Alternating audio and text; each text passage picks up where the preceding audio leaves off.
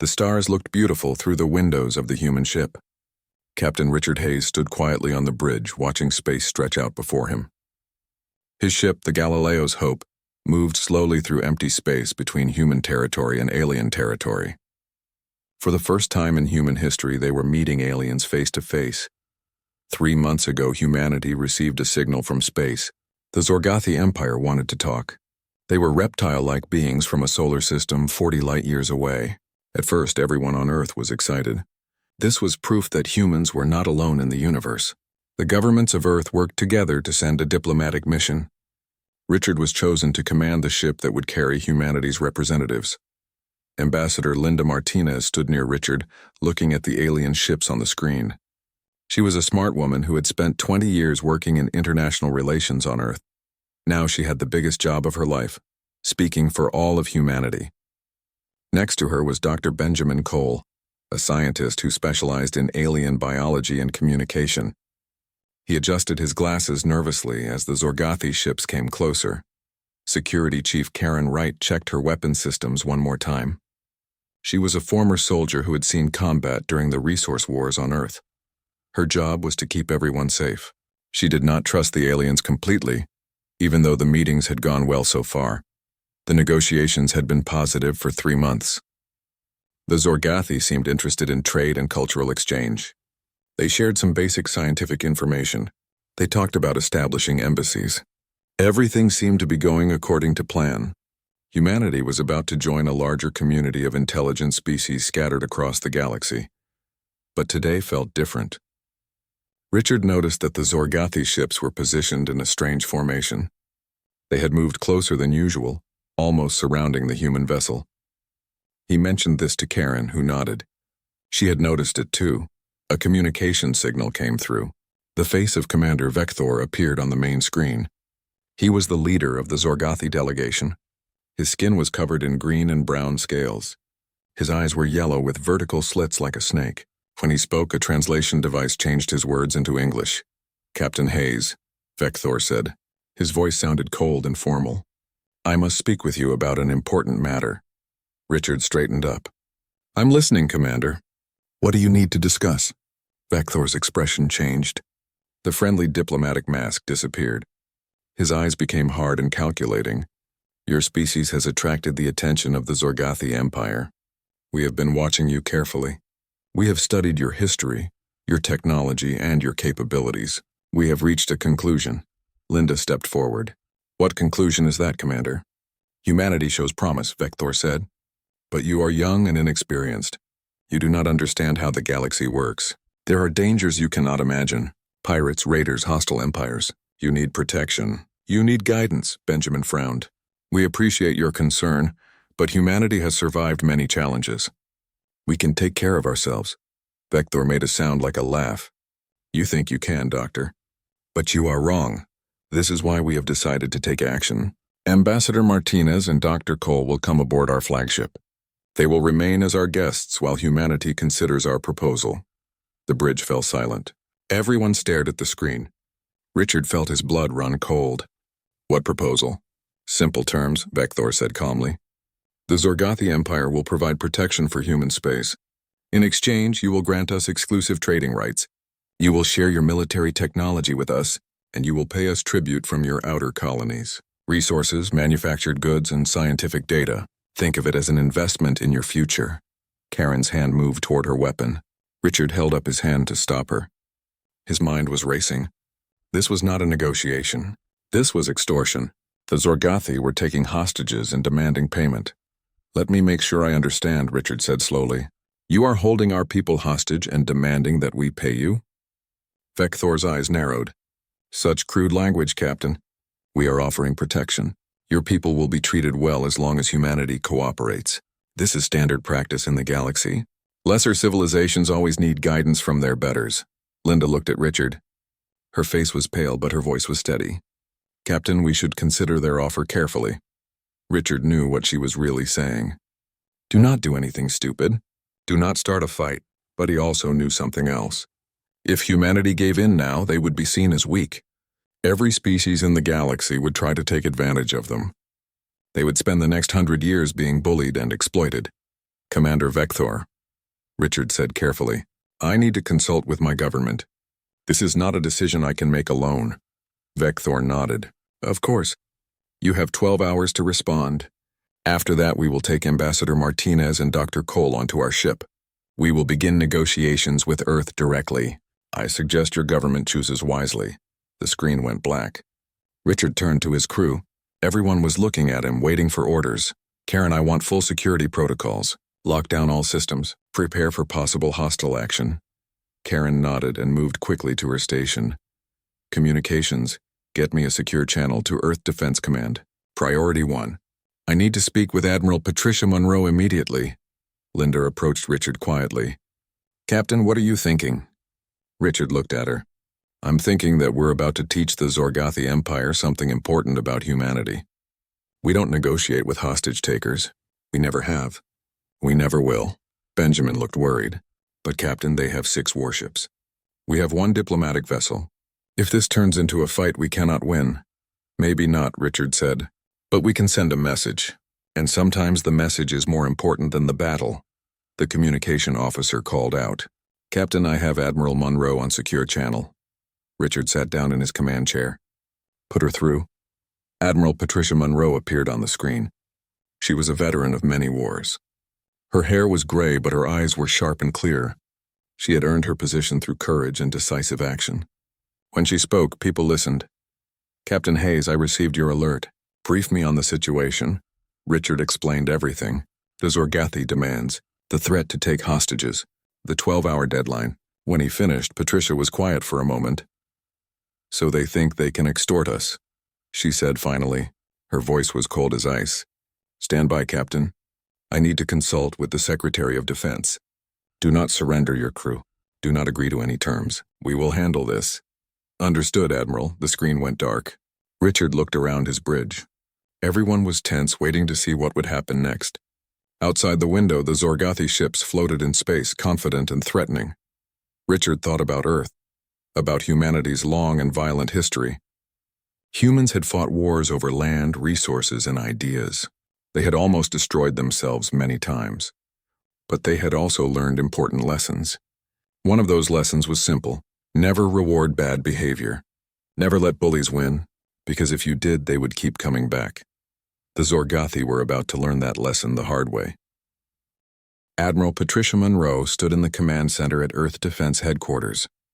The room was filled with holographic screens showing ship positions, star maps, and communication channels. Officers moved quickly between stations, coordinating information from across human space. Patricia had called an emergency meeting of the highest military leaders on Earth. She was 70 years old but still strong and sharp. She had fought in the resource wars 30 years ago when nations on Earth battled over water and rare minerals. She had seen the worst of humanity and the best. She knew how to make hard decisions under pressure. And right now she was facing one of the hardest decisions of her career. Secretary of Defense Gregory Palmer entered the room. He was a former Marine with silver hair and a square jaw. He had served in combat before moving into government. He understood military matters better than most politicians. He looked at the tactical display showing the Zorgothi ships surrounding the Galileo's Hope. Admiral, what is your assessment? Gregory asked. Patricia pointed to the screen. The Zorgothi have 6 warships in the neutral zone. They are demanding tribute and exclusive trade rights. They have threatened to take Ambassador Martinez and Dr. Cole as hostages if we do not agree to their terms. Gregory's face darkened.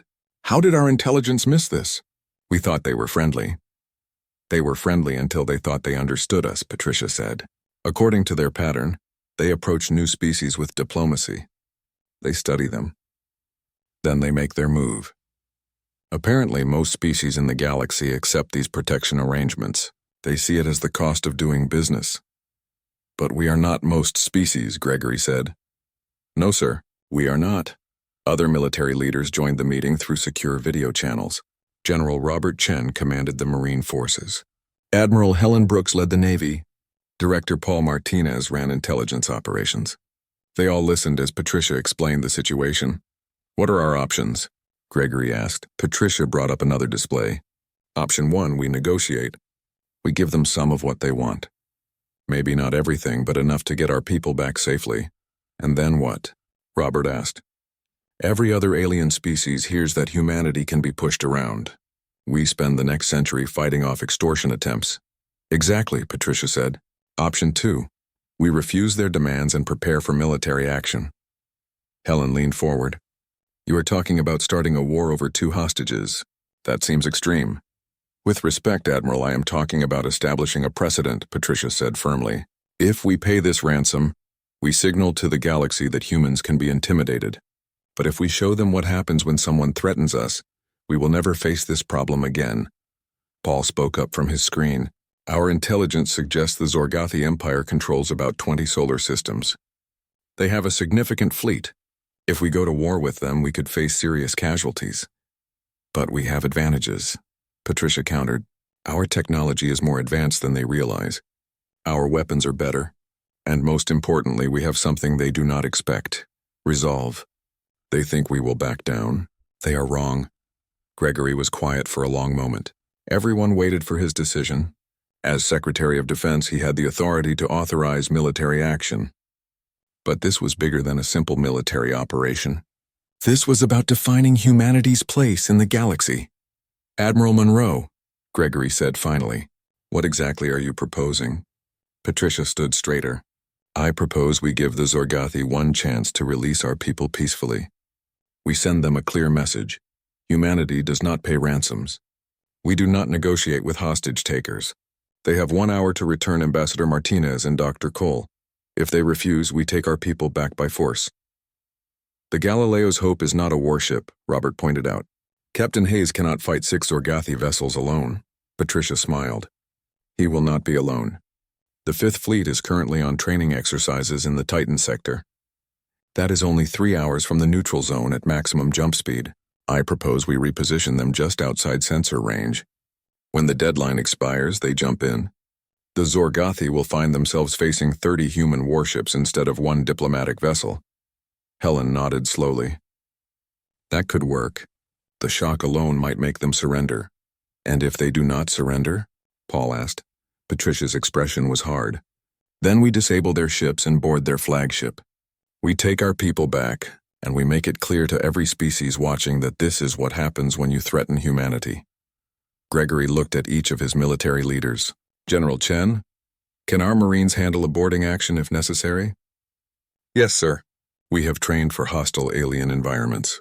We can breach their ship and extract the hostages. Admiral Brooks, can the 5th Fleet handle the Zorgathi warships? Without question, sir. Our ships are faster and better armed. If it comes to a fight, we will win.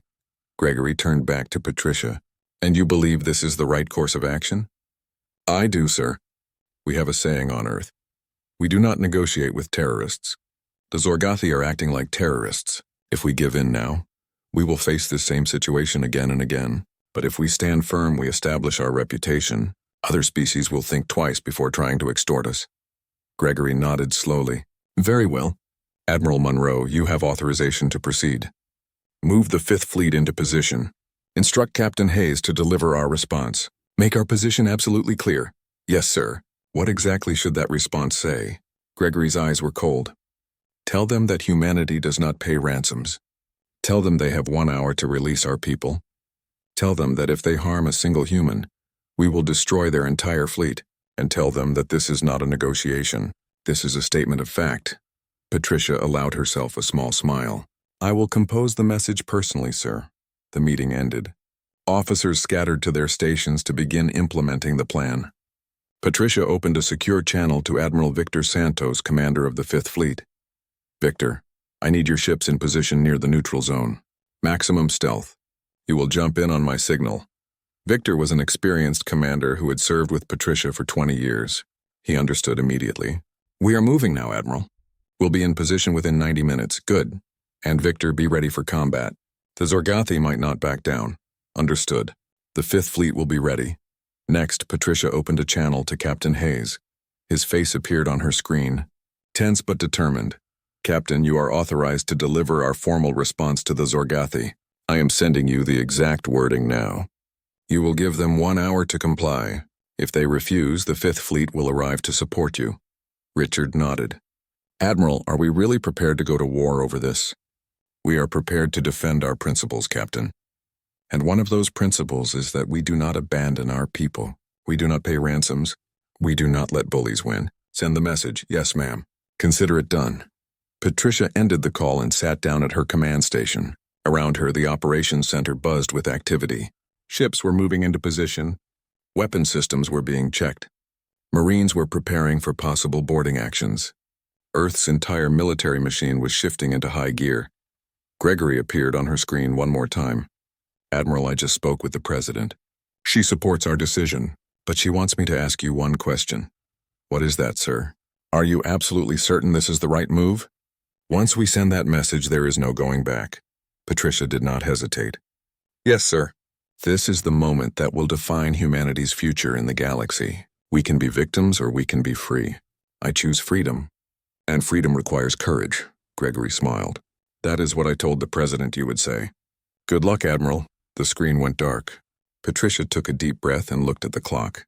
In 1 hour, the Zorgothi would receive humanity's answer, and the galaxy would learn what it meant to threaten a human being. Captain Richard Hayes read the message from Earth Defense Command 3 times. Each word was carefully chosen. Each sentence was clear and direct. There was no room for misunderstanding. This was not a negotiation. This was an ultimatum. He turned to his communications officer. Send this message to Commander Vector. Direct transmission. Make sure he receives it personally. The young officer nodded and began transmitting. On the bridge, everyone stopped what they were doing to watch. They knew this was a historic moment. Humanity was about to draw a line in the sand. Either the Zorgothi would respect that line, or there would be war. The message read, To Commander Vector and the Zorgothi Empire, humanity has reviewed your demands. We provide the following response. First, we do not recognize your authority to hold our people. Second, we do not pay ransoms under any circumstances. This is a fundamental principle of human civilization. Third, you have exactly 1 hour to release Ambassador Linda Martinez and Dr. Benjamin Cole. Return them to this vessel unharmed. Fourth, if you do not comply, we will take military action. We will disable your ships. We will board your flagship. We will retrieve our people by force. Any casualties among your crew will be unfortunate but acceptable. This is not a negotiation. This is a statement of fact. You have 1 hour. Choose carefully. Signed, Captain Richard Hayes, Earth Defense Force, speaking on behalf of all humanity. As the message transmitted across space, Richard felt a strange calm settle over him. He had spent his whole career preparing for moments like this. He had trained for combat. He had studied strategy and tactics. But nothing could really prepare someone for the possibility of starting humanity's first interstellar war. Linda Martinez stood next to him. Captain, that message leaves no room for compromise. That is the point, Ambassador. Compromise is what they expect. Compromise is what every other species gives them. We need to show them that humans are different. Benjamin adjusted his glasses nervously. But what if they call our bluff? What if they think we will not really attack? Richard looked at the scientist. Then they will learn that we do not bluff. On the Zorgothi flagship, Commander Vector received the human message. He read it once, then read it again. His second-in-command, a younger officer named Shalek, watched his commander's face carefully. This is unexpected, Vector said slowly. They are refusing our terms. Should we proceed with taking the hostages? Shalek asked. Vector was silent. He had used this strategy successfully on 7 different species. Each time the target civilization had negotiated. Some had given everything demanded. Others had bargained and compromised. But all of them had eventually paid. Because that was how things worked in the galaxy. The strong took from the weak. It was natural. It was expected. But these humans were not behaving according to the pattern. Their message was aggressive. It showed no fear. Either they were incredibly foolish, or they had resources and capabilities that Zorgothi intelligence had missed.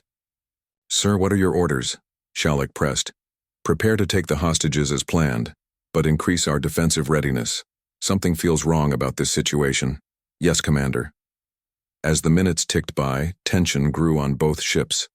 Foe, the Galileo's hope. Karen Wright ran through combat scenarios with her security team. They were a diplomatic vessel not built for war. But they had weapons, they had shields, and they had people who knew how to fight. If it comes to combat, our priority is survival, Karen told her team. We need to last long enough for reinforcements to arrive. That means protecting our engines and our power core. Route all available energy to shields. 45 minutes passed. Still no response from the Zorgothi. Richard opened a channel to Admiral Monroe. Admiral, no response yet. They are either discussing options or preparing to move against us. Patricia's face was calm on the screen. The Fifth Fleet is in position, Captain. On your signal, they will jump in. Admiral Santos has 32 warships ready for combat. Richard felt relief wash over him. They were not alone. If the Zorgothi attacked, humanity would respond with overwhelming force. Thank you, Admiral. With 10 minutes remaining, a new transmission came through. But it was not from Vector. It was from Ambassador Martinez. She appeared on screen, standing in what looked like a detention cell on the Zorgothi ship. Her face showed signs of rough treatment, but her eyes were fierce. Captain Hayes, this is Ambassador Martinez. They moved Dr. Cole and me to their flagship 20 minutes ago. We are being held in secure cells. They want me to convince you to accept their terms. Linda paused, then spoke clearly and firmly. Captain, do not give them anything, do not negotiate. You know Earth's policy, we do not pay ransoms. Dr. Cole and I understand the risks of our mission. Stand firm. Show them what humanity stands for. The transmission cut off. Richard felt pride surge through him. Even as hostages, his people were showing courage. They were not begging for rescue. They were reinforcing Earth's position. Karen spoke quietly. 5 minutes, Captain. Richard opened a channel to all stations on his ship. Attention all crew. In 5 minutes, our deadline expires. The Zorgothi have not released our people. They have moved them to their flagship. This means we will proceed with our planned response. I want everyone to understand what we are doing and why. Humanity has principles. We do not abandon our people. We do not pay ransoms to those who threaten us. If we surrender now, we will be targets forever. Every species in the galaxy will see us as weak. But if we stand firm, if we show courage, we earn respect. So we will get our people back. Whatever it takes, all hands to combat stations. The crew moved quickly to their positions. Engineers reinforced power systems.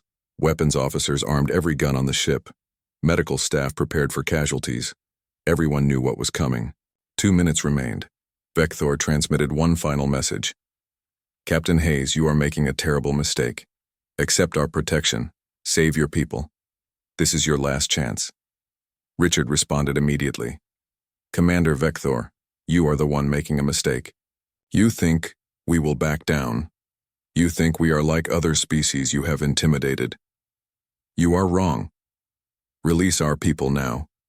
You have 90 seconds. On the Zorgothi flagship, Shalek watched the countdown. Commander, they really are not going to negotiate. What do we do? Vector stared at his tactical display.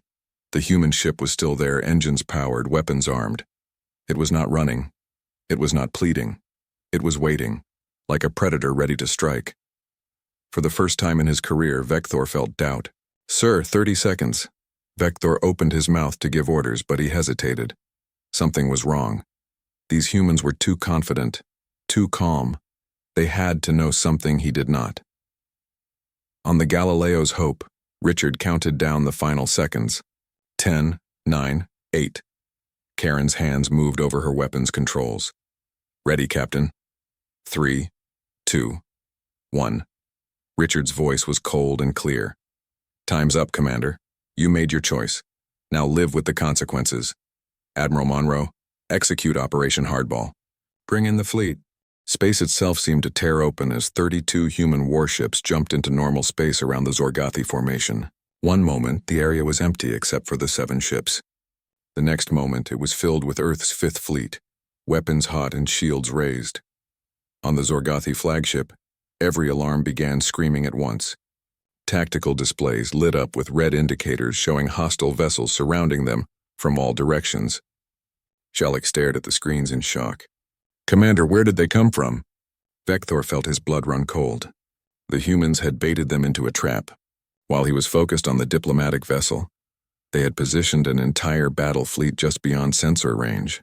Now that fleet had them surrounded and outgunned, Admiral Patricia Monroe's face appeared on every Zorgathi screen. Her expression was hard as stone. "Commander Vector, this is Admiral Patricia Monroe of Earth Defense Command.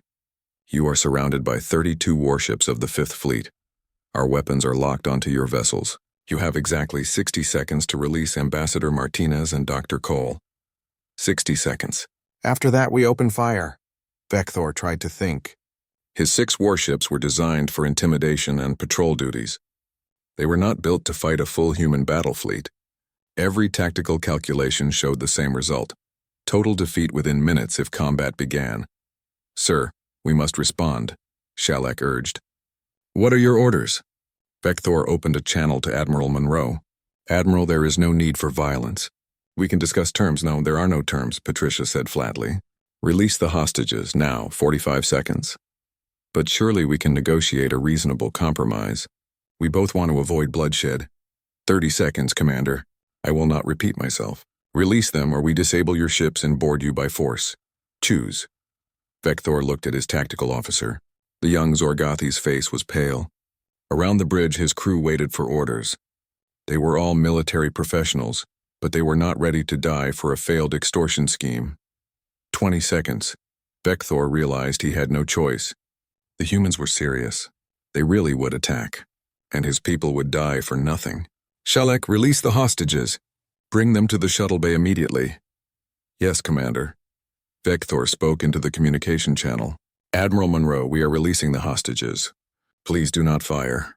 "Smart choice, Commander. We will verify they are unharmed. If they have been injured in any way, there will be consequences."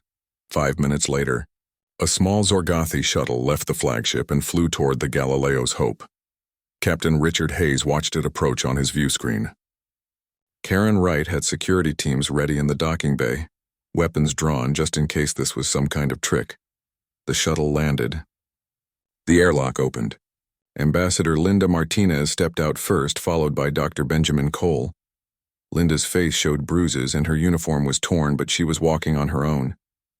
Benjamin's arm was in a crude bandage, clearly broken, but otherwise he seemed okay. Richard met them in the docking bay. "Ambassador, Doctor, welcome back." Linda managed a tired smile. "Thank you for not negotiating, Captain. I was worried you might actually consider their demands."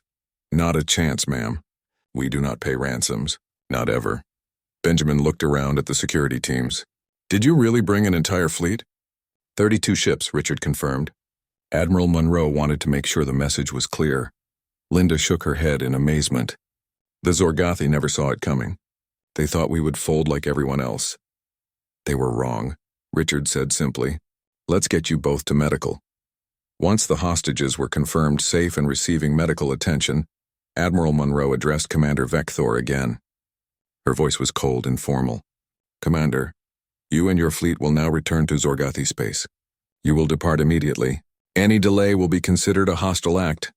Vector's pride was shattered, but he was not ready to give up completely. "Admiral, what about our diplomatic mission? What about trade negotiations?" "There will be no trade negotiations," Patricia said firmly. "Not with your government. Not after what you tried to do. You attempted to extort humanity. You took our people hostage. These are acts of hostility. Your diplomatic mission is over. You are now enemies of Earth. But surely you can see this was a misunderstanding. We were following standard protocols. Your protocols are not acceptable to humanity. But I want you to understand something very clearly, Commander. I am sending you home alive, so you can deliver a message to your government. Are you listening?" "I am listening, Admiral. Humanity is entering the galactic community. We will be fair trading partners with those who deal honestly with us. We will share scientific knowledge with those who share with us. We will defend allies who stand with us, but we will not be threatened. We will not be extorted. We will not be intimidated. Any species that attempts what you tried today will face the full military might of Earth. We do not negotiate with hostage takers. We do not pay ransoms. and we never forget those who harm our people. Make sure your Emperor understands these facts." Vector felt the weight of his failure crushing down on him. His career was over. His reputation was destroyed. But worse than that, he had started a conflict that his people could not win. The humans were stronger than anyone had guessed. Their technology was better. Their resolve was absolute. "I will deliver your message, Admiral," he said quietly. "Good. Now leave. You have 10 minutes to begin your departure. If you are still here after that, we will disable your engines and tow you out of the neutral zone. Go."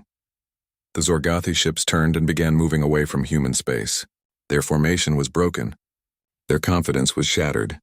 As they left, every human ship tracked them with weapons locked. It was a message in itself. "We are watching you. We are ready. Do not test us again." On the Galileo's Hope, Richard stood on the bridge watching the Zorgothi retreat. Karen joined him at the window. "Think they learned their lesson, Captain?" "They learned something," Richard said. "They learned that humans are not easy targets. They learned that we keep our word. And they learned that threatening us has consequences." Linda Martinez, her bruises now treated by medical staff, came onto the bridge. "Captain, I need to file a formal report about what happened on their ship." "Were you mistreated, Ambassador?" "They were rough when they moved us to the cells. Benjamin's arm was broken when he tried to resist. But they did not torture us. I think they genuinely believed we would cooperate once we understood their position." "They miscalculated," Richard said. "Badly," Linda agreed. "But Captain, what happens now? We just made an enemy of an interstellar empire. The Zorgothi control 20 star systems. They have a fleet 10 times larger than what we saw today." Richard turned to face her. "What happens now is that we show the galaxy who we are. Yes, we made an enemy. But we also made a statement. Every other species out there is watching. They are seeing that humanity cannot be pushed around. Some will respect that. Some will fear it. But none will try what the Zorgothi tried, at least not without thinking very carefully first." Admiral Monroe's voice came through the communication system. "All ships stand down from combat alert. Maintain defensive posture. Captain Hayes, good work today. You and your crew showed real courage." "Thank you, Admiral. We were just following orders." "You did more than that, Captain. You showed the galaxy what it means to be human." Monroe out. As the Fifth Fleet began departing back to their patrol routes, Richard felt exhaustion wash over him. The crisis was over. His people were safe. But he knew this was just the beginning. Humanity had just announced itself to the galaxy in the loudest way possible. Now they had to live up to the reputation they had just created. 3 months passed after the incident with the Zorgothi. News of what happened spread across the galaxy faster than anyone expected. Different species had different reactions. Some were impressed by human courage. Others were concerned about human aggression. But everyone agreed on one thing.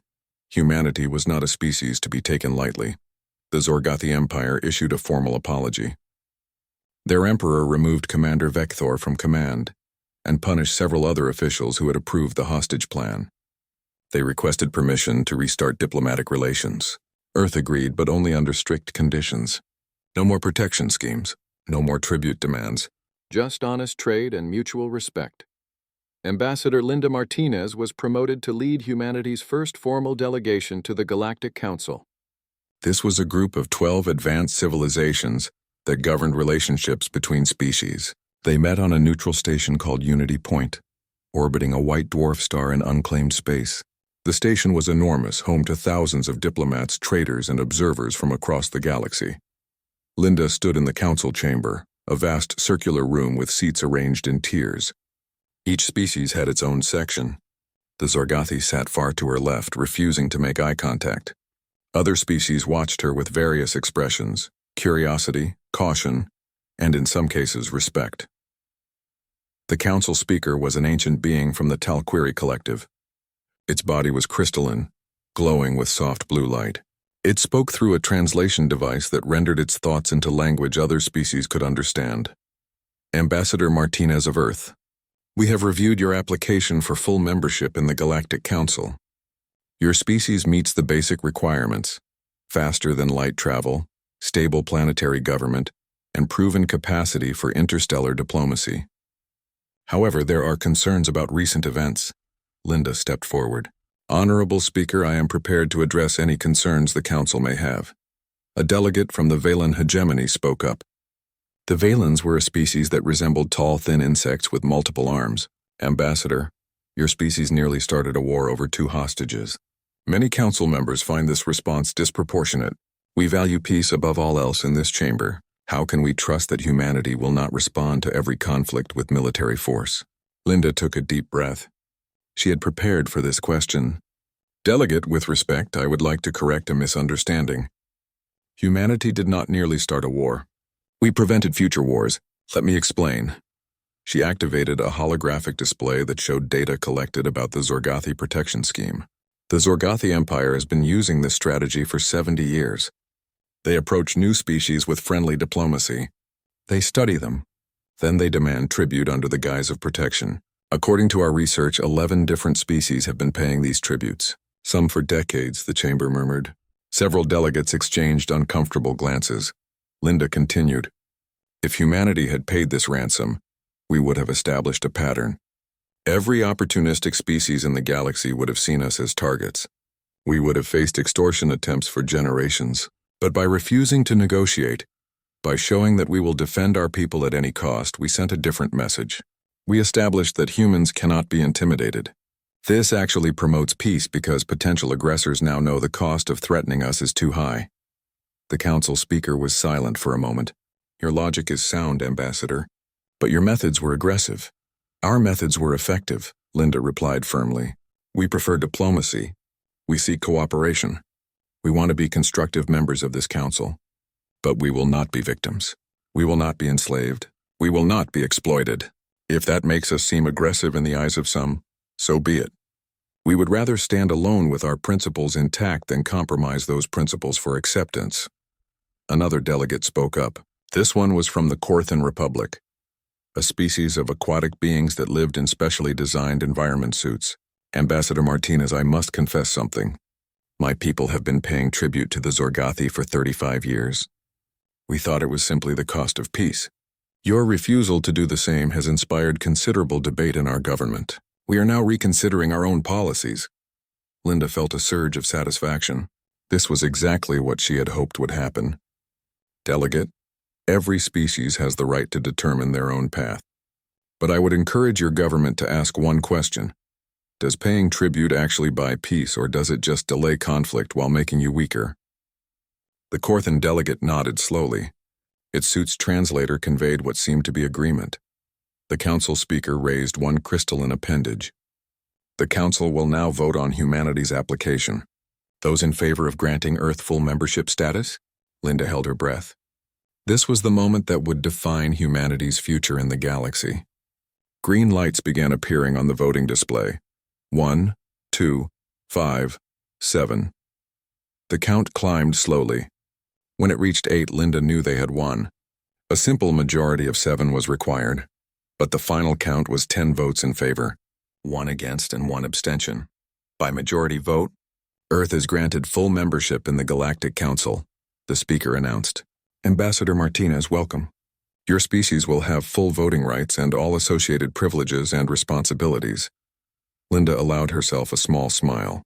Thank you, Honorable Speaker. Humanity is honored to join this body.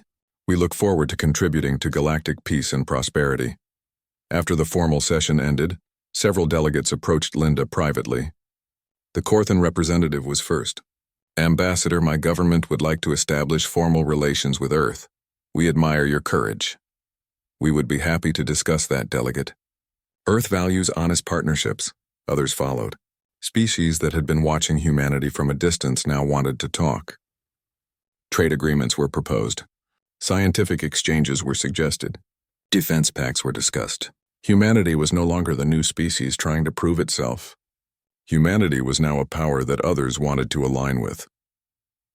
Back on Earth, Admiral Patricia Monroe watched the council proceedings from her office. Secretary Gregory Palmer sat across from her, both of them raising glasses of whiskey to toast the moment.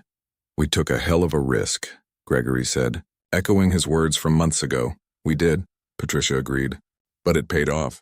Not only are we in the council, but we have fundamentally changed how other species see us. We are not prey. We are not victims. We are equals who demand respect.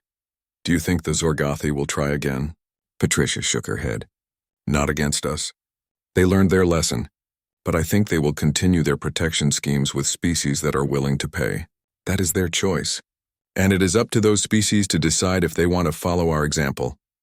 Gregory looked out the window at the stars. What do you think history will say about what we did? I think history will say that humanity announced itself to the galaxy in the only way that makes sense for our species. We do not back down. We do not compromise our principles. We do not abandon our people. That is who we are. That is what makes us human. Captain Richard Hayes, now promoted to admiral after the incident, was giving a speech at the Earth Defense Academy. Young cadets filled the auditorium, all of them eager to hear from the man who had faced down the Zorgothi. He stood at the podium looking at their young faces and spoke from the heart.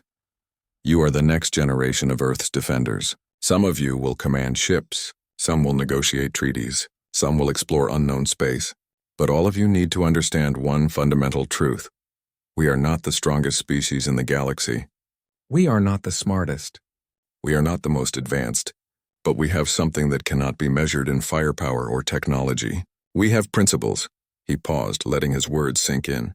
We know who we are. We know what we stand for. When the galaxy tests us, and it will test us, we do not flinch. We do not compromise. We stand our ground. We make it clear that there are lines that cannot be crossed. That is what makes us human. That is what makes us free. That is what will ensure our survival among the stars. The cadets applauded.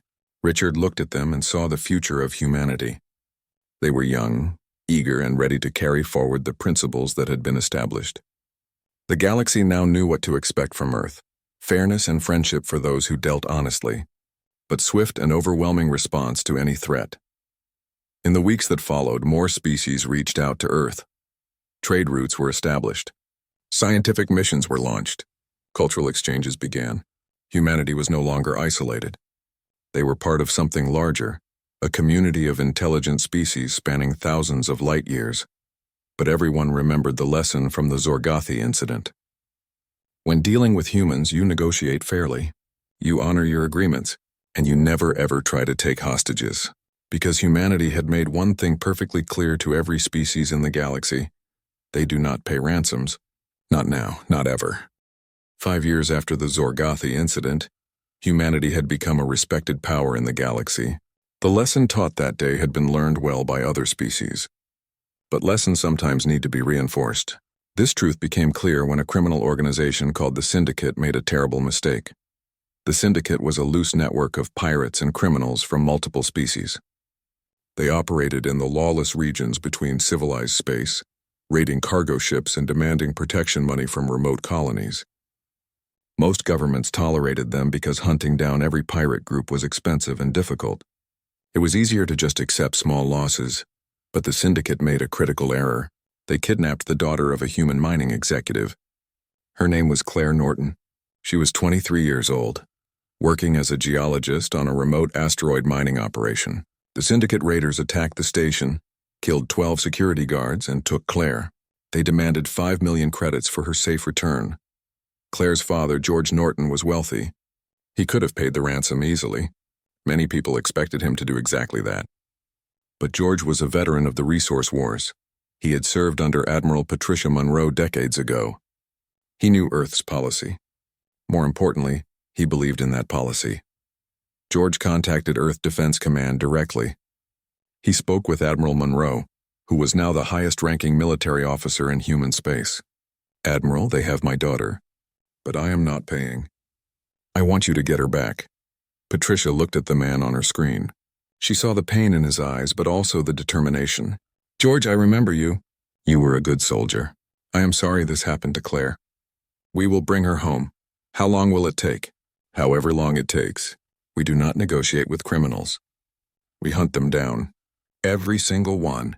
And we make examples of them. Patricia activated a special operations team. Commander Jake Morrison led a group of soldiers who specialized in hostage rescue. They were the best of the best, trained for exactly this kind of situation. Jake had rescued hostages from terrorists on Earth. He had dealt with pirates in the outer colonies. He was the right person for the job. Commander, your mission is simple. Patricia briefed him. Find the girl. Rescue her. Eliminate the Syndicate members responsible. And send a message to every criminal in the galaxy. Do not touch humans. Jake nodded. Yes, ma'am. We will bring her home. The search took 3 weeks. Intelligence officers tracked communications. Navy ships questioned merchants and traders. Slowly, they narrowed down the location. The syndicate was hiding Claire on a hidden station in an asteroid field, 3 systems away from human space. Jake's team approached in stealth. They used a small ship that looked like a damaged freighter. The syndicate station let them approach, thinking they might be potential customers for stolen goods. That was their second mistake. The rescue operation lasted 17 minutes. Jake's team breached the station through a docking port. They moved through the corridors with precision, eliminating guards and securing sections. They found Claire locked in a small cell, scared but unharmed. One of Jake's soldiers, a woman named Susan Cooper, helped Claire out of the cell. Are you hurt? Susan asked. Claire shook her head. No, they did not hurt me. They just kept me locked up. They said my father would pay. Your father did not pay. He called us instead. Come on, we are leaving. As they evacuated, Jake set demolition charges throughout the station. When his team was clear, he triggered the charges. The syndicate station exploded, destroying everything and everyone inside. 43 criminals died in the blast. It was brutal. It was ruthless. It was meant to be, but Jake was not finished. Over the next 6 months, his team and other human military units hunted down every member of the syndicate they could find. They tracked them across 3 star systems. They raided their hideouts. They captured their ships. By the end, the syndicate was completely destroyed. More than 200 criminals were killed or captured. Their network was shattered. Other criminal organizations watched with growing alarm.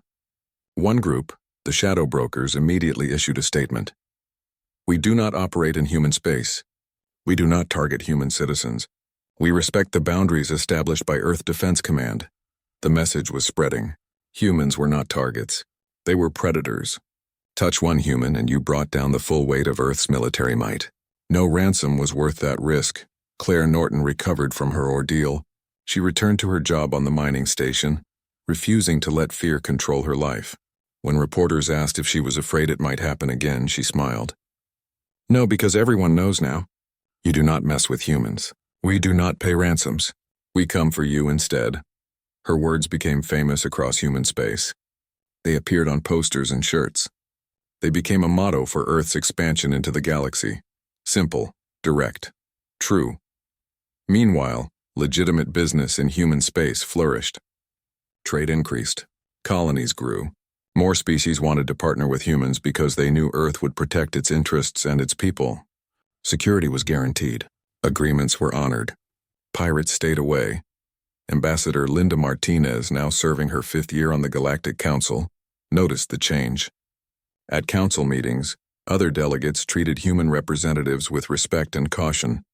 No one made threats. No one tried to intimidate. The old patterns of bullying and extortion that had worked on other species simply did not work on humans. One day, a new species applied to join the council.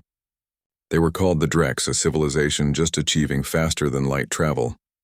Linda watched their representative present their application. The Drex ambassador was nervous, clearly worried about making a good impression. After the presentation, Linda approached the Drex ambassador privately. Welcome to the council. If you need guidance navigating galactic politics, Earth would be happy to share our experience. The Drex ambassador looked relieved. Thank you, Ambassador Martinez. We have heard stories about humanity, about how you do not tolerate threats. Linda smiled. That is true. But we also help our friends. We share knowledge. We protect our allies. Earth believes in fair dealing and mutual respect. If your people approach us with honesty, we will respond with friendship. That is reassuring. Some species have approached us with offers of protection. They want tribute in exchange for security. Linda's expression hardened. Let me give you some advice.